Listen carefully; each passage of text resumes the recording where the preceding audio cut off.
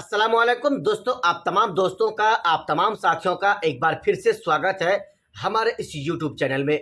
दोस्तों, इस वीडियो के माध्यम से हम आपको बताएंगे अररिया जिला के जोकीहाट विधानसभा से ऑल इंडिया मजलिस इत्तेहादुल मुस्लिमीन पार्टी के चाहने वालों के लिए एक बहुत बड़ी खबर है।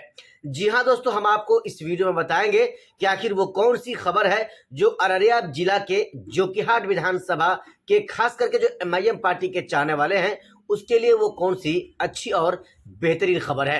दोस्तों, उसके बारे में हम पूरी जानकारी आपको देंगे, लेकिन उससे पहले आप मेरा परिचय जान लीजिए। मैं मोहम्मद असरारुल हक उर्फ सद्दाम हुसैन और आप सुपर सीमांचल न्यूज देख रहे हैं। दोस्तों, आइए, बिहार विधानसभा चुनाव का समय बिल्कुल करीब आता जा रहा है और ऑल इंडिया मजलिस इत्तेहादुल मुस्लिमीन पार्टी के सीमांचल के खास करके अररिया के जोकीहाट विधानसभा में एक बहुत बड़ा उलटफेर देखने को मिल सकता है। ठीक वैसा ही उलटफेर जो 2020 में जोकीहाट विधानसभा में देखने को आपको मिला था।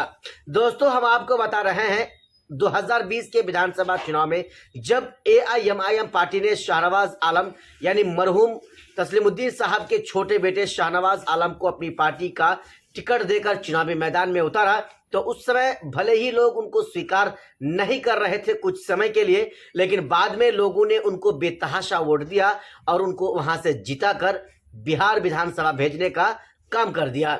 और वो शाहनवाज आलम अपने ही बड़े भाई सरफराज आलम को जबरदस्त तरीके से वहां पर चुनाव में हरा दिया था। लेकिन दोस्तों, 2025 में अब शाहनवाज आलम चूंकि MIM पार्टी में नहीं है तो MIM पार्टी की सीट वहां पर खाली है। अब देखने वाली बात यह होगी कि MIM पार्टी वहां से किस उम्मीदवार को चुनावी मैदान में उतार रही है। सबसे बड़ी बात है दोस्तों, MIM पार्टी अररिया के जोकीहाट विधानसभा से मौलाना अब्दुल्ला सालिम चतुर्वेदी साहब को उम्मीदवार बना सकती थी, ये कुछ दिन पहले की बात है। लेकिन अभी जिस तरह से मुखिया मुर्शीद आलम साहब MIM पार्टी में आ चुके हैं, MIM पार्टी में शमूलियत वो कर चुके हैं, उसके बाद से ये खबरें चल रही हैं, ये हवाएं चल रही हैं कि MIM पार्टी जोकीहाट विधानसभा से मुर्शीद आलम साहब को चुनावी मैदान में उतार सकते हैं।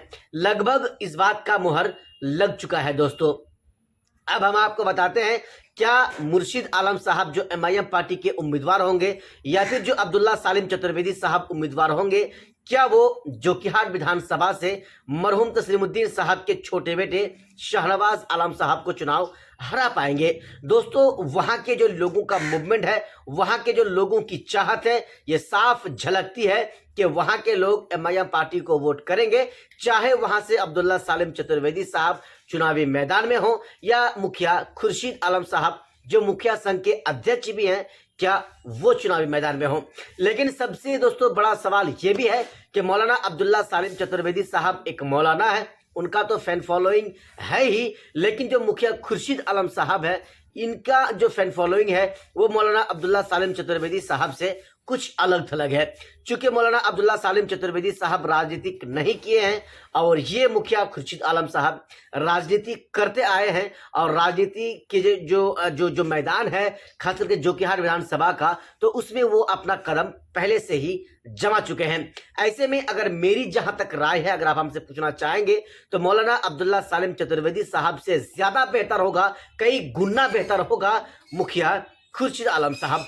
चूंकि दोस्तों, आपने कुछ महीने पहले एक प्रोग्राम को देखा था जिसमें अख्तर साहब पहुंचे थे, और वहां पर वो जो प्रोग्राम था वो मौलाना अब्दुल्ला सालिम चतुर्वेदी साहब की अगुवाई में वहां पर वो प्रोग्राम हुआ था। लेकिन बीच प्रोग्राम में ऐसी चीजें देखने को मिली थी कि वहां जो शाहनवाज आलम साहब के जो चाहने वाले थे, उनके चाहने वालों के द्वारा मौलाना अब्दुल्ला सालिम चतुर्वेदी साहब के हाथों से माइक को छीन लिया गया था, अख्तर साहब की बेइज्जती वहां पर की गई थी। लेकिन वहीं पर अगर वो प्रोग्राम मुखिया मुर्शीद आलम साहब के द्वारा किया जाता या फिर होता, तो फिर जो शाहनवाज आलम साहब के जो कार्यकर्ता थे वो इतना बड़ा काम करने से एक बार नहीं 1000 बार सोचते। कुल मिलाकर दोस्तों, जो माहौल है वो MIM पार्टी के पक्ष में है। इंशाअल्लाह वहां से भी MIM पार्टी पूरी मजबूती के साथ चुनाव लड़ेगी और वहां से भी MIM पार्टी के उम्मीदवार को चुनाव में एक बहुत बड़ी जीत हासिल होगी। दोस्तों, हम आपको अगर बताएं पूरे सीमांचल की बात, तो पूरे सीमांचल में 10 से ऐसे विधानसभा है,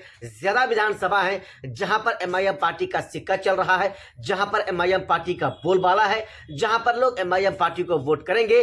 खुलकर वोट करेंगे और समर्थन भी करेंगे। दोस्तों ऐसी चीजें खुलकर सामने आ रही हैं। दोस्तों आपको हमारी जो ये वजाहत है, हमारा जो आपको समझाने का तरीका है, पूरा मिसाल के साथ जो हमने आप तक आपको एक्सप्लेन किया कि कौन सा उम्मीदवार बेहतर हो सकता है, कौन सा उम्मीदवार बेहतर नहीं हो सकता है। दोस्तों आपको क्या लगा, आपको लगता क्या है कि क्या मौलाना अब्दुल्ला सालिम चतुर्वेदी साहब अच्छे रहेंगे या मुखिया मुर्शिद आलम साहब अच्छे रहेंगे? दोस्तों आपको हमारे इस वीडियो के नीचे कमेंट बॉक्स में कमेंट करके अपनी राय जरूर बताना है।